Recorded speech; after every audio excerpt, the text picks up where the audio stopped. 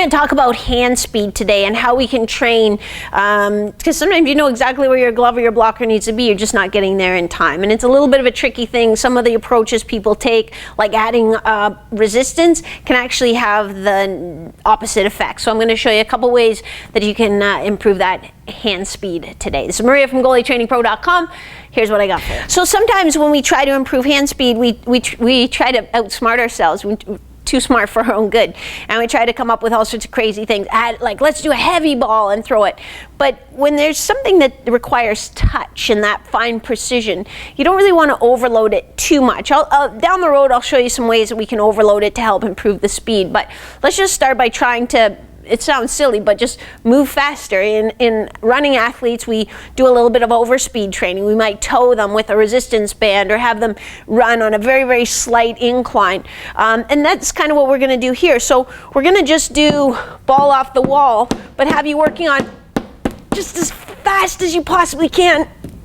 You know, and count how many reps you get in a very short burst. So 10 seconds, how many can you get? And track that.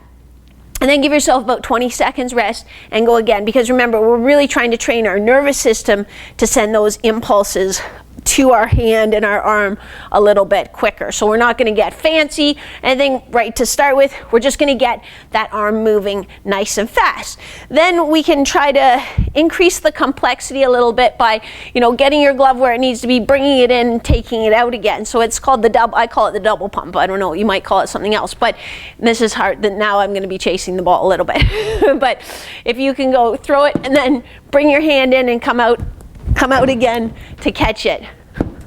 So I'm trying to kind of bring my elbow into my side and then come back out and get it.